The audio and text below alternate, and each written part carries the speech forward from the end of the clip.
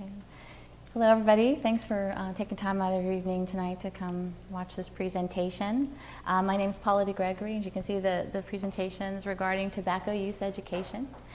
Just a little bit of history of who I am and where I come from. I work in partnership with the Northwest PA Tobacco Control Program under the guidance of the Erie County Department of Health. We are not funded by taxpayer dollars. We are funded by MSA dollars, which is, some of you may remember, the 1998 class action lawsuit when the 3 big tobacco companies were sued by many states, Pennsylvania being one of them, and they settled and the settlement provided Pennsylvania and the other states involved in the lawsuit with monies to fund programs such as these, and I'll talk to you a little bit about what those programs are.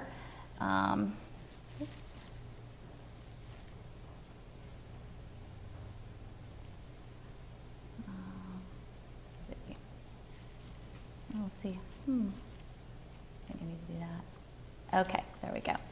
So some of the programs that we do, mostly we do a lot of quick classes, and they can be group and individual cessation learning on smoking and smokeless. And another one of the programs that we provide is Enough Snuff, and this is specifically for smokeless tobacco use. And this is a manual. This is an at-home self-guided program, and they get a CD as well. They have to register with me to participate in that. And there's also the Quit line, which is 1-800-QUIT-NOW. And some of you may have seen those Tips from Former Smoker campaign commercials. They direct you to this number. And Pennsylvania has its own PA free quit line. And then there's determinedtoquit.com and quitnet.com, those are both self-guided in-home programs using the internet. And they're really wonderful. In fact, whenever I do a class or work with an individual, I always suggest that they take advantage to as many of these as are relevant to them, especially the Quit line and Determined to Quit, because most often they provide free nicotine replacement therapies. That would be patch, gum, or lozenge. And I believe currently the Quit line is offering 4 weeks, and QuitNet is 2 or 4 weeks. But it depends on budget, so always ask when those are available. And the more support and help you can get during the quit process, the better. So, like I said, I encourage them to take advantage of these as well. Okay. So all the programs that I just mentioned, they have some common elements, and they're all based on proven clinical guidelines that help people try to succeed in the quit process. And I want to take a second to mention that we all should look at it as a process. Because it's something that takes time to achieve. We know that it takes people between 5 to 7, sometimes even 12 times before they have a successful quit. And when we think about it, it makes sense because this is something that people have been engaged, this behavior they've been engaged in over 10, 20, 30, 40, 50 plus years sometimes. So it's a very difficult thing for them to just turn off on a dime. And so we really try to look at it as a process and try to help guide them through the process as much as possible. So what that means, some of the common elements to all these programs is we look at addressing the addiction and the physical cravings, because that's huge. That's a very real proponent of the quit process. There is an addiction, and I'll talk a little bit more about that in a little bit. And then we also address the triggers, the habit aspect of it. In fact, with these programs, we spend the first 3 weeks looking at why, when, where, and how people smoke, because they have to recognize their triggers and their habits to kind of start their engine and rewire their brain on focusing how to not engage in that behavior anymore. And then another huge thing is we develop a quit plan per the individual. I always tell each of my classes, and if you've heard me talk before, you've heard me say this, I talk to any of my clients that I talk to, or any of my classes, I say to them, and this is a piece that I got from somebody else, a piece of advice, you would never get in your car and drive to the airport and say, I'm going to get on the first plane leaving the airport. Because you might end up in Alaska and you're wearing your flip-flops and a tank top. You're going to hate that trip. You're going to suffer through it. You're going to be cold and miserable. So If you're prepared, though, if you know where you're going to have your parka, you're going to have your boots, you're going to have your gloves, it's going to be a better trip. You might not still want to be there, but it's going to be less painful, and you're going to get through it a lot better.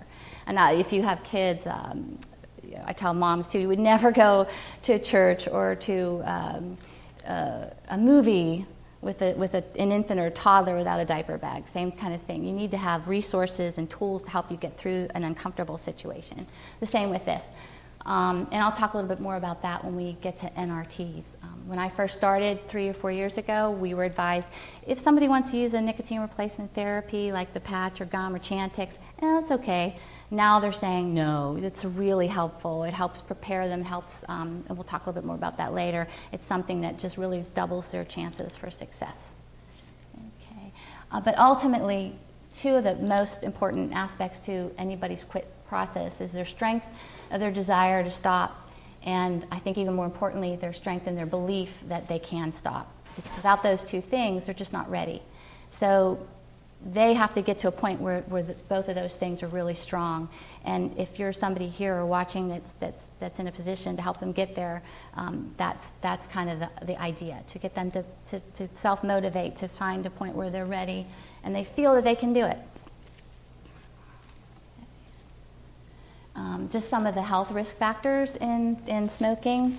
I don't want to get too much into data and statistics, but it's the #1 preventable cause of premature death in the United States. It kills more people than alcohol, AIDS, car accidents, illegal drugs, murders, and suicides combined. I have these beads in a jar that show you, this is just like a visual representation. This is how many people die of smoking-related illness a day. It's like 1,300 people, and this is all those other things I mentioned. So you can see it's just a really significant difference. Okay, and then there's also healthcare costs. And this just pie chart shows just all the places where all the tobacco-related illnesses, where they go. You see lung cancer is 80 to 90% of all cases of lung cancer directly attributed to smoking. But there are it causes all kinds of other cancers as well. And we'll talk more about this, I keep saying that. But what happens is the tobacco gets inhaled and gets absorbed into your bloodstream, and the nicotine and the tobacco travels all through your body, so it hits every system, so it's hitting every organ. So really, I mean, it can get anywhere, and that's why it affects all the systems in your body and can cause cancers in different parts of your body other than where you naturally would think the lungs. Okay. Oh, this is a pie chart, a bell curve. This is a representation of smoking-related diseases that somebody shared with me, and I've been using it ever since because I think it's a really good visual. We've all had statistics, and we've learned about how, there's that bell curve in the middle where a lot of the things are happening. And so what happens is, oops, I forgot it was connected. What happens is, when you're a teenager or a young adult, that's usually, by the way, when most people start smoking. And you're young, you're not really seeing the effects of it. You haven't been smoking that long, so you're able to. You think, oh, this is fine. I'll be fine.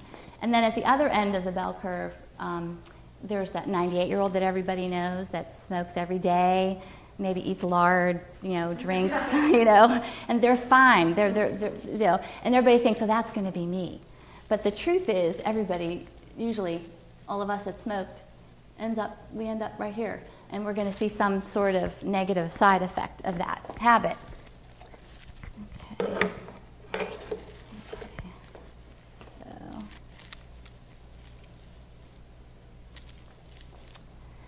So why is it so bad for us? Why do we have all these bad things when we smoke cigarettes?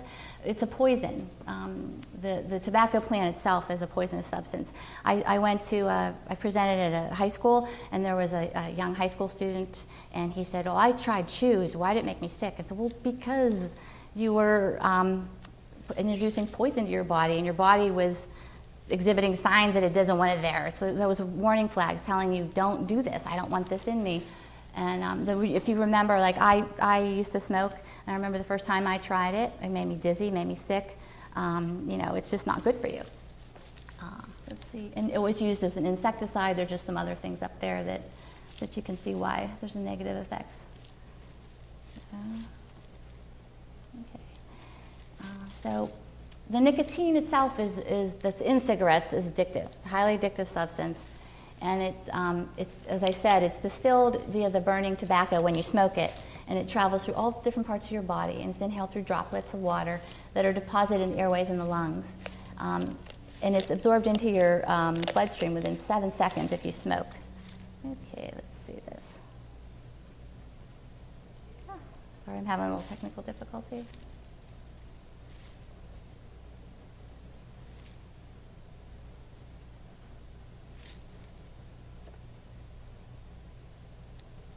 Okay. And this is a tar jar. And this is an example of the amount of tar that gets inhaled to the lungs over the period of a year if you smoke a pack of cigarettes a day. And later on, somebody's going to be talking from respiratory health, and they'll probably be able to speak better about this to you. But this shouldn't be in your lungs at all. Okay, so and over time, it creates scar tissue, and that can result in lung diseases like COPD and emphysema. Okay.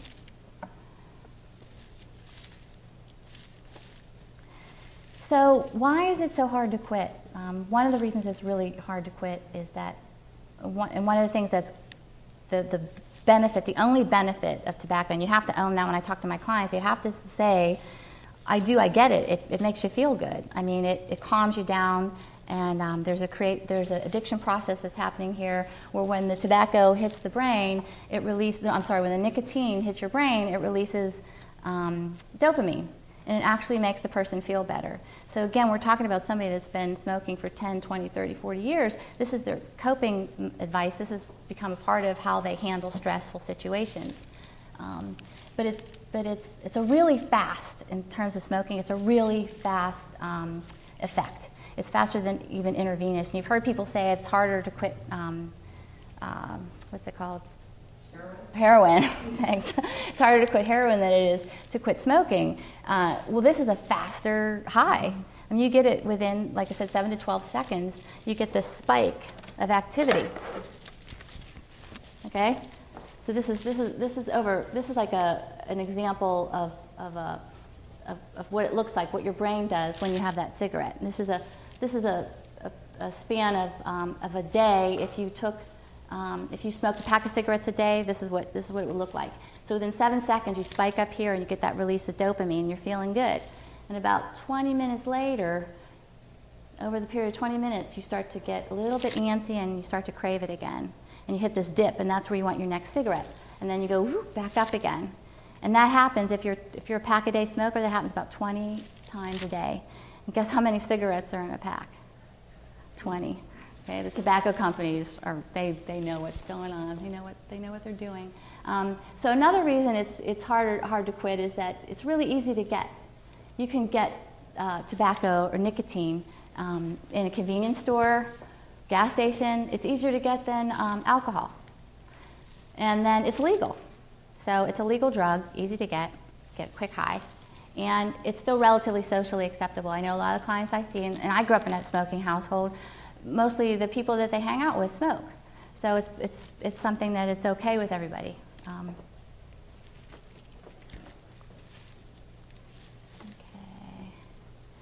With smokeless tobacco, it's a little bit longer absorption. It's absorbed in the mouth, and it takes about 15 to 20 minutes, but it lasts longer. And one dip, depends on the size of the dip, lasts about 3 to 5. It's about 3 to 5 times the amount of a cigarette. So if you do 10 dips a day, that's equivalent of a pack and a half a smoker, the nicotine you're getting. And a lot of people are under the impression that it's safer because you're not breathing in the smoke. But there's a lot, there's another slide later I'll show you, but there's a lot of negative effects. There's still carcinogens in there and things that are just not good to be in your bloodstream, and still taking that nicotine through your bloodstream into all your body systems. Okay. And so then there's a very real withdrawal that happens when somebody goes off of nicotine. And you can see those are irritability, fatigue, insomnia. So getting back to where I was mentioning before about the quit plan and the use of NRT, we found that if we give somebody a quit medicine like Chantix or a patch to help them deal with these withdrawal symptoms during the quit process, that they can really focus on the habit, which is equally or sometimes stronger, and break those habits and work on that. I mean, figure they spent years learning how to be a smoker. They have to spend some time learning how not to be a smoker. So when they do the quit aid, it keeps that at bay while they can learn easier. Just like those tools when you're on that trip to Alaska, having that parka. So that's one of the reasons we really try to promote the use of nicotine replacement therapy and looking at it and developing a plan that's individual to them.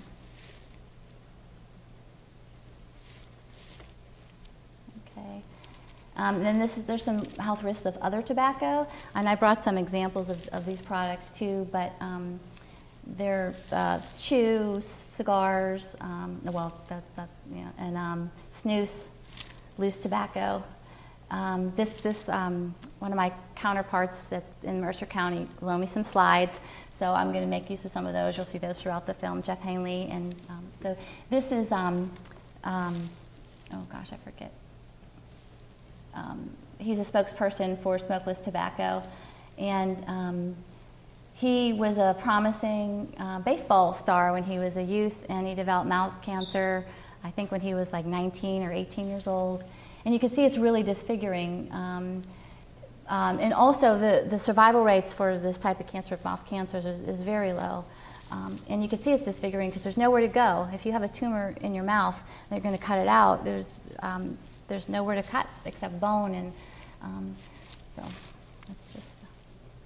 And something other people don't think about. I attended Advocacy Day, and there was a woman that had mouth cancer, and she was disfigured as well. She was really nice, and we were all talking in the group meeting room before we went out to meet our legislators, and we were talking about lunch, and somebody was mentioning what they were going to get, and they said, "What would you like?" And she said, and I hadn't noticed before, but she had like a little cooler with her. She couldn't eat what we were eating. She was going to have to. She brought her own food. So it's just another element that I don't think people think about. You see these images, but it really affects a person's day-to-day life. Okay. So some of those medications that we were talking about, there's the patch, there's the gum, there's the nicotine inhaler, lozenges, Zyban, Wellbutrin, and Chantix. Did you want me to talk about each of those a little bit and how they work, or? Okay. Well, the patch, remember I showed you that spike, that curve thing with 20 times a day? Well, the nicotine patch is just that. It's a patch you put on your body, and it has nicotine in it that gets absorbed into your bloodstream through the course of a day. You wear it for 24 hours, and it keeps your nicotine levels steady, so you don't have those spikes, so you don't have the cravings. But you have to be careful with all of these medications, your dosing. You have to understand, which is, again, why we look at the pattern. We have people look at their pattern and their use. You have to understand how much nicotine you're taking to know what kind of medication, how much nicotine you should be using to keep your cravings at bay. So, for example, if you smoke a pack a day, you need to be on the 21 milligram patches because that's the amount of nicotine that's going to keep you from having cravings. If you don't, I've had people say, well, I tried the patch but it didn't work. Well, then you need to ask your next question is, how much do you smoke and what patch were you on? Because if they use 14, it's not going to help them. They're just going to have those cravings. Or if they smoke 2 packs a day, 21 milligrams is not going to be enough to curb their cravings, and they're still going to, suffer. So in that case, you probably want, in all of these cases, I want to say you want to talk to your medical healthcare provider. Even though these are over the counter, there's still nicotine, and if you have high blood pressure problems or anything like that, you want to make sure that you're safe to use them. But if everything's good with you, you could use a nicotine patch. You could use 2. You could double up, or use the patch and gum. So, and another question I always get too is which one works the best. Well, that's completely up to the individual. They all can work. It just depends on what their lifestyle is like. Some people are allergic to the patch. Some people can't chew gum. And then there's the Zyban and Wellbutrin, which are prescription. So the gum. It used to be, the gum cracked me up because when I first started, there are real dosing amounts to this. And when I first started, it was just kind of take it and chew it when you felt like you needed it. But now they found that if you dose it throughout the day, that helps. But you can use it as an additional support. But read the packages and follow the regimen that's there for you. And you don't chew it like chewing gum. You crack it and you park it. I always joked and I said I would never read the directions because I think I know how to chew gum. So I think a lot of people probably out there like that too. They think, I don't need to read the directions, but you do, and it's all relative again to the amount of nicotine in the gum versus how much your tobacco use habit, how much you're getting in your tobacco habit. The lozenges are similar because the same thing. There's a dosing amount with them. And Zyban and Wellbutrin, this was a medication that works. It was originally used as a antidepressant, but they found that people who were using it had an easier time quitting smoking. So now they use it. They use it as a smoking cessation tool, because what's happening is it releases that dopamine already, and you don't get the one benefit that somebody realizes from a cigarette they're just not getting. They don't have to have it, so they kind of recognize the cigarette for what it is. It's kind of like the Oz, the wizard's revealed. It's just this is not very good. And then Chantix, very similar to Wellbutrin, but in the case of Chantix, is the receptors that release the dopamine are blocked, so that the dopamine doesn't release, and it kind of stimulates it in your brain, so you don't experience the cravings. And it just depends on the individual what's going to work. That's part of your plan, and we talk about that and when to start it, how to use it. But I always recommend that you follow the maximum timeline on these, because sometimes people will feel confident and they're expensive. They can be expensive, so they'll quit using the aid, and then they might be more prone to relapse. So follow it and go for as long as you can on it, and finish the prescribed amount of time. And don't abandon your quit if one of these doesn't work. You could try another, or you can play with it a little bit. I had somebody that she definitely should have been she was a pack-a-day smoker. She should have been on the 21 milligram, but she was having trouble sleeping, so she couldn't wear it at night, and she was able to deal with her quit on a 14 milligram, but because her body absorbed it differently. So you just have to really just kind of with anything else, you have to try it and see what works for you. Okay. So here's the habit side. And I joked, I said, this is oftentimes stronger. There was a woman I knew who, she had been quit 3 years. And so she was like pretty well free and clear, you would think. And she was setting a holiday table, and she was lighting a candle. And so one of her things, her tools that she used to help quit, was a straw. So she had the straw in her mouth, and she was just setting the table, and she lit the candle, and she just wasn't even think about it, and she sucked the straw off to light it off of the candle, thinking it was a cigarette. And she just backed up, and she was fine, everything. But that's how strong our habits are. Like, she hadn't smoked in 3 years, and it just was just that, that just goes. So it's a very, very real thing. And like I said, these are habits that have formed over years and years and years and years. And some of them are so automatic we don't even realize we have them. I had one of my clients was a chain smoker. She said, "Paula, I smoke all the time. Everything's a trigger." But again, we spend that time, that first 3 weeks, to really look at it, and she found that there were things. And sometimes they surprise the person. And then when you know what those triggers are, then you can work a plan around it. Like, if you wake up the first thing in the morning, you have a cup of coffee, and you have a cigarette with that, well then wake up and make your bed. Change your routine, because that'll jolt your brain into making an active decision on whether or not you want that cigarette. And if you're not having the cravings, then you can think about it and say, do I really want or need the cigarette? And I'm going to make the bed instead, and go on with your day. Okay. So again, have a plan. Using the NRT doubles your chances of success. Address the habits and the triggers. Like I said, we spent a lot of time on that. And each person develops, they have a list of these are my triggers, this is what I'm going to do instead.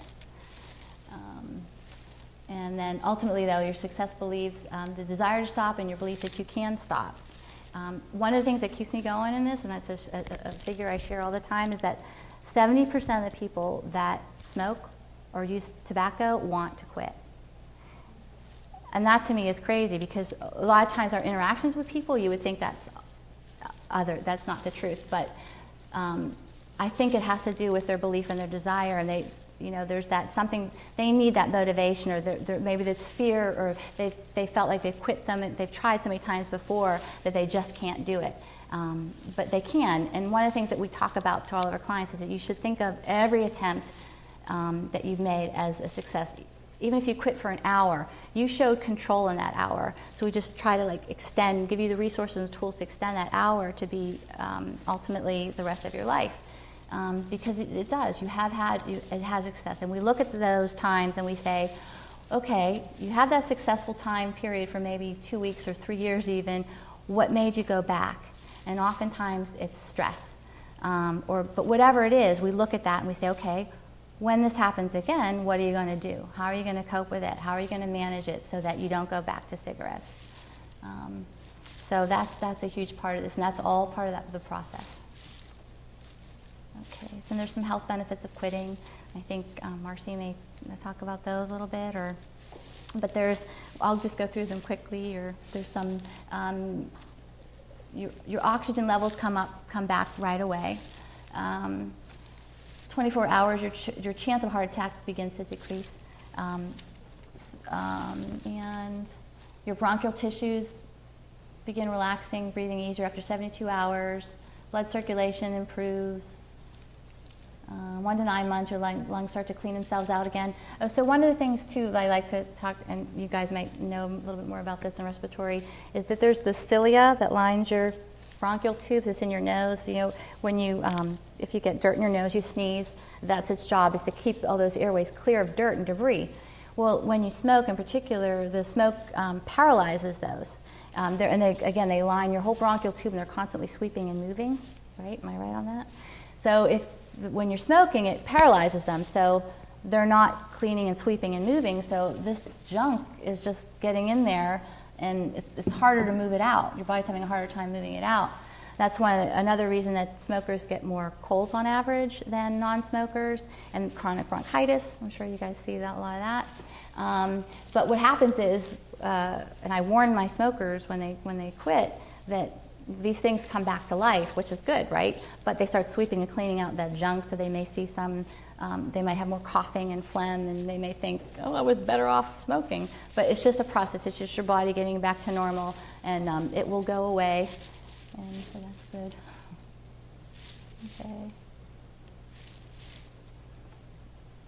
Okay. And at 5 years, your risk of stroke is that of a non-smoker.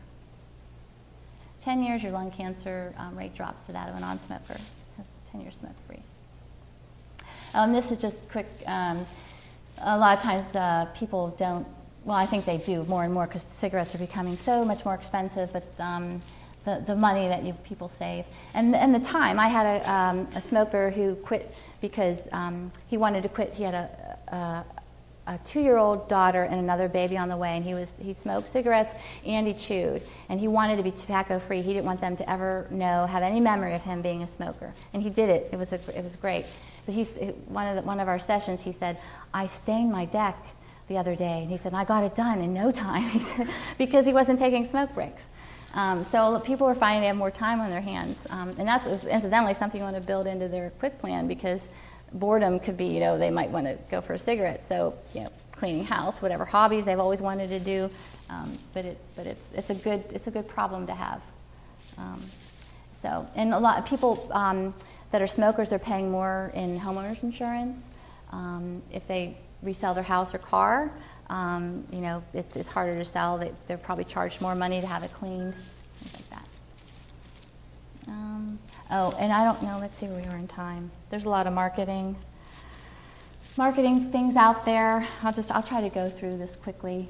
Remember, I told you about the 20 pack, the 20 cigarettes in a pack. The tobacco companies are genius. I often say they know more about addiction than anybody.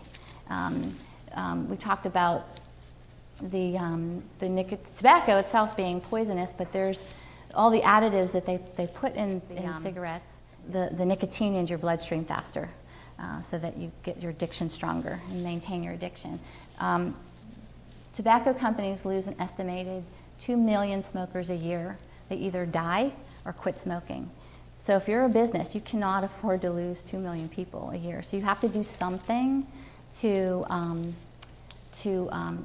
keep your business afloat. So they need a target audience. And who do you think their target audience might be? Kids, exactly. Yeah, remember I showed you that chart with 18-year-olds? Well, I smoked, and if anyone else in the room wants to share, I started, well, my first cigarette was, I was 10, and I was impressing my next door neighbor, Mirdi, who was 12. And I inhaled, Now, I didn't start, that wasn't when I started smoking for good, well, not for good, but for a while. And then I remember stealing my parents' cigarette butts and stretching them out, going in the bathroom and practicing smoking in front of a mirror because I didn't know how to smoke. So we really, really actively teach ourselves how to smoke. And it made me sick, but I made, the power, it was more important to me to fit in than how sick I felt. And tobacco companies know that. And another thing that's going on is there's a part of your brain called the cerebral cortex in the front, and it's not fully developed until the age 23 to 25. And that part of the brain is responsible for having you understand long-term effects or consequences. So when I was 10, I wasn't thinking, I'm going to be addicted to cigarettes, And then even later when I was in freshman in college, that's really when I probably started smoking pretty regularly. I was still just trying to get through the next test or whatever, and keeping up all night. So you don't think about the consequences and the long-term effects, but for many people, you find yourself in your 30s, 40s, and you still have this habit. Anyway, I kind of got sidetracked. So they're trying to appeal to the youth. You can see the colors. Do you guys remember a few years ago when cigarettes were regulated where they weren't allowed to be flavored anymore? Well, that's not true of loose tobacco or cigars. So that was their first foot in the door. Let's see. Oh, and so when I sound like a terrible person, but I remember being at a party when I was a teenager, and there were some boys there that I wanted to impress, and I tried chew. I tried snuff, and I put it in my mouth, and it was disgusting. I got sick, shivered. I spit it out immediately. It was nasty. It burned my mouth. There were pieces of loose tobacco floating around that were gagging me. Well, the tobacco companies figured out how to handle that. This product called Snus. I'll pass it around. They're little tea bag things, and the tobacco's in there. So there's all that issue that I had as a teenager. Now I can put that in my mouth. I can have my nicotine, and I don't have to. It's not strong. They've reduced the flavor amount, so it's not as harsh for me to handle. And the leaves aren't going to be floating around that I'm going to gag on them. And what else? I don't have to spit. Those are pouches that you don't have to spit. So we're finding a lot of schools. I've had people that I know in the school system say that they see a lot of these in the playground and school border. And I met with a young mom. She said, I don't smoke, but I do chew. And she was using these, and she was 18, and she said she could just stick them in her bra and walk into school and be undetected with it. So it's a way for the kids to maintain their addiction, anybody really, adult users too, to maintain their tobacco addiction in places where they cannot smoke until they can get to some place that they can smoke.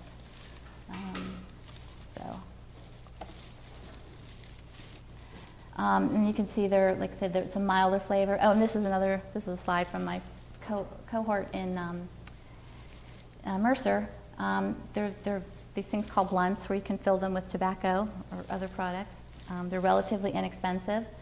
That's the other thing. A lot of these, the loose tobacco is not taxed in Pennsylvania. So a lot of people are rolling their own cigarettes, or they're using the chew and the snuff.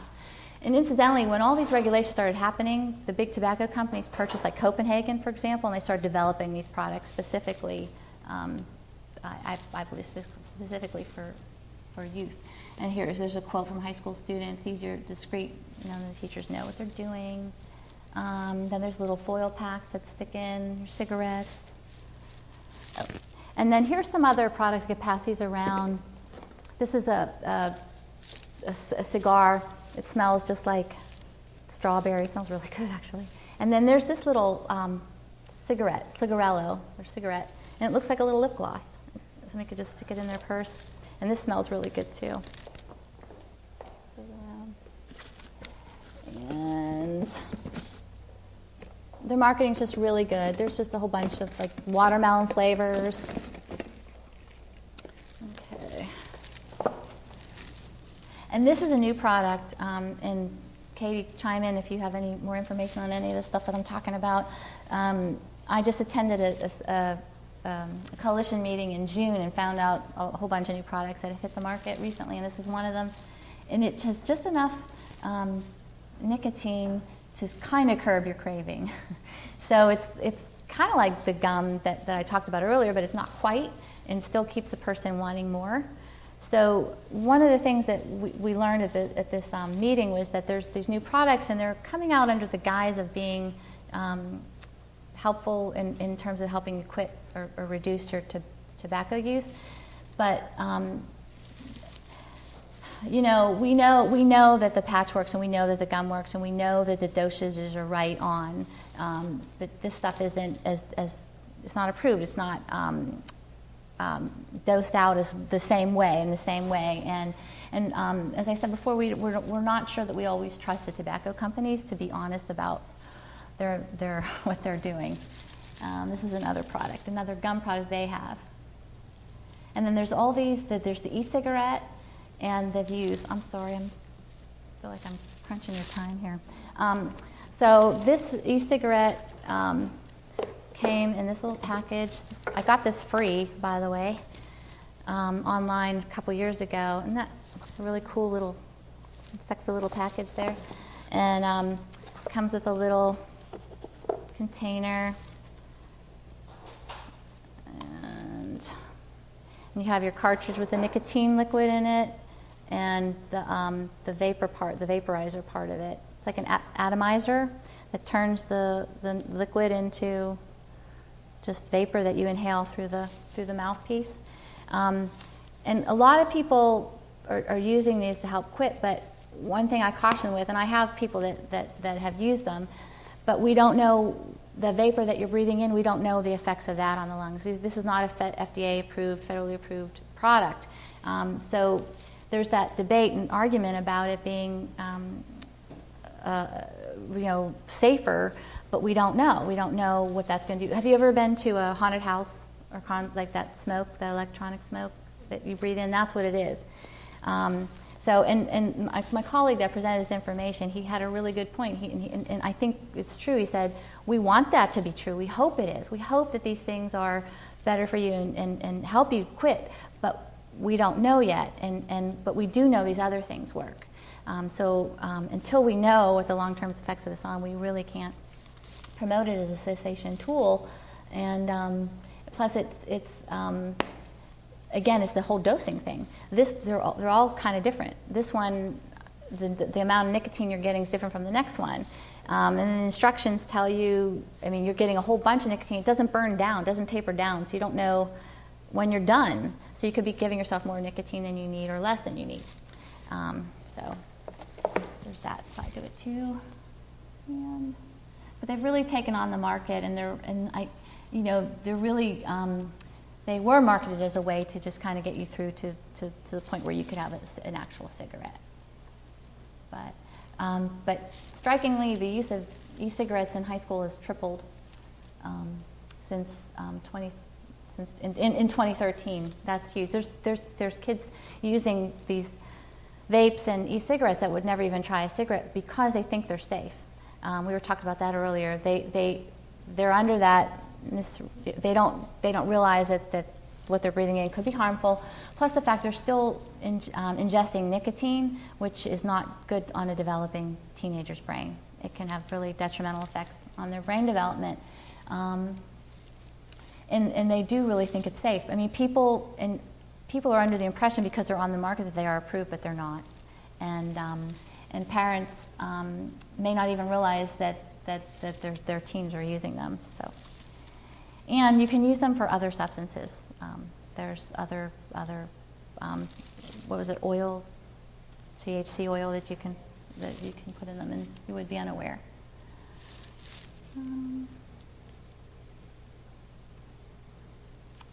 So there's a lot of different brands out there, and the hookah pens are similar. I wish I don't have any examples of that to show you, but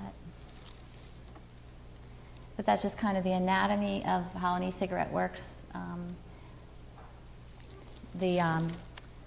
It's a battery that charges the atomizer, and then again there's liquid nicotine in the cartridge, and then it goes through your mouth via the water droplets. I think it's like a celluloid base too. I think it's like a plastic base.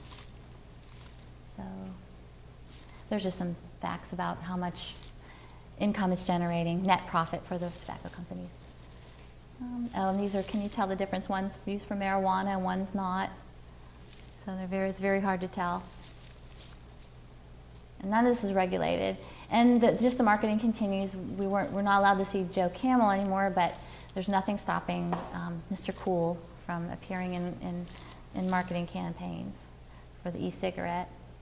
Oh, that just shows how much tobacco companies are spending on this.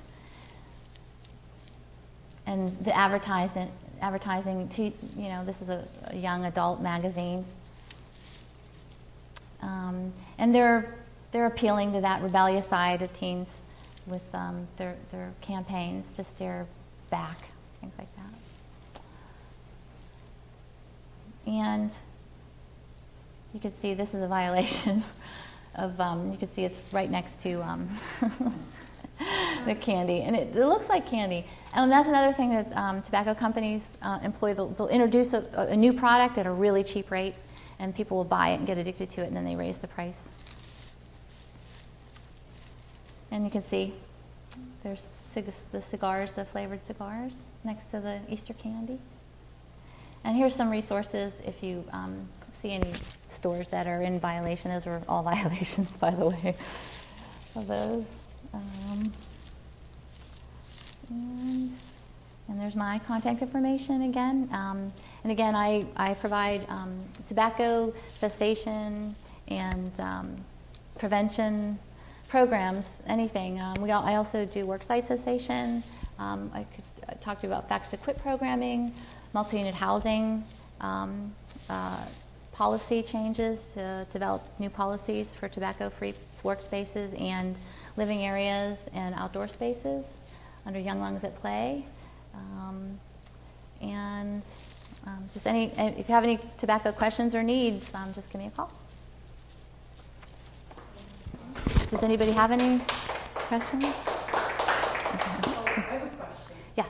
Chantix, do you have a prescription for that? Yes, you do. You have to have a prescription for Chantix, and it's also something you need to start, again, with the planning. It needs to be started a week before your chosen quit date. It needs to be in your system. So, yeah, thank you for that. And Wellbutrin Zyban also requires a prescription. And that also needs to start a week in advance of your quit. So. But the nicotine replacement you can just buy over the counter? You can buy it over the counter, right. Respiratory therapist at Meadville Medical Center. I'm just here to talk about the effects of smoking on the lungs. Smoking interferes with your the natural cleaning and repair system that your body has. Paula was talking earlier about the cilia in your upper airways. They're little hairs that help get that dirt and everything else out. When you smoke, the smoking numbs those little hairs, and so it makes you more prone to infection. Smoking also damages the tiny air sacs or the alveoli in your lungs. When you smoke, the alveoli become less stretchy. It's more difficult for your lungs to take in the oxygen and get rid of the carbon dioxide. And as the alveoli are destroyed, the lungs transfer less and less oxygen to the bloodstream, which can make you feel short of breath. If you're a smoker and you have any of the symptoms such as feeling short of breath when you walk upstairs, you wake up with a morning cough, like a smoker's cough, you're spitting up a lot of mucus, and you have repeat chest infections, you are experiencing signs of lung damage from the smoking. Smoking causes COPD, or chronic obstructive pulmonary disease, and that's a disease that gets worse over time. It causes wheezing, shortness of breath, chest tightness, and other symptoms. It also causes emphysema. That's a condition in which the walls between the air sacs in your lungs lose the ability to stretch and shrink back. Your lung tissue is destroyed, making it difficult for you to breathe. It also causes chronic bronchitis, which is the swelling of the lining of your bronchial tubes. And then, of course, you're going to have less airflow to and from your lungs with these diseases. Smoking also makes you more prone to asthma and pneumonia. That's basically all I have.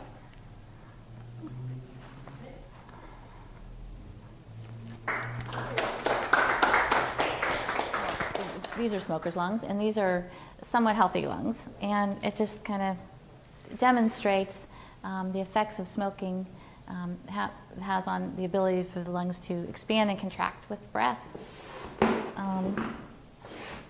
You can see this one is expanding much more than the smoker's lungs. Because what Marcy was saying, these are healthy lung tissue in the areoli,